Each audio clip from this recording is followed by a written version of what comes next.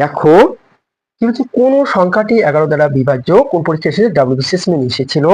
হ্যাঁ, 11 দ্বারা বিভাজ্য নিয়ম হচ্ছে যদি এক ঘর পর পর ধরার পর সংখ্যা দুটিকে যদি বিয়োগ করা যায়, বিয়োগ ফল যদি 0 অথবা 11 গুণিতক হয়, তাহলে অবশ্যই 11 দ্বারা বিভাজ্য।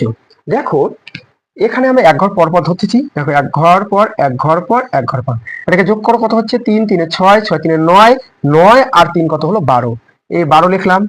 এ থেকে কি বলছি আমি, বিয়োগ, তাহলে বিয়োগ চিহ্ন দিলাম।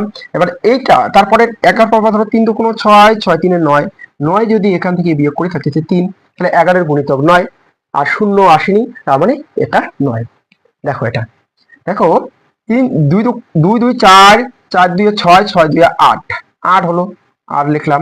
এবার দেখো 2 2 4, 4 2 6, 6 2 8, কত হলো 8। দেখো 8 থেকে 8 বিয়োগ করলে হচ্ছে 0, যেহেতু এই দুটো বিয়োগফল 0 হলো, সেহেতু এটা 11 দ্বারা বিভাজ্য। আমি বলেছিলাম যে যদি 0 অথবা 11 এর গুণিতক হয়, 11 22 33 যদি এইরকম সংখ্যা আসে, তাহলে অবশ্যই 11 দ্বারা বিভাজ্য। এখানে উত্তর হচ্ছে কি তাহলে,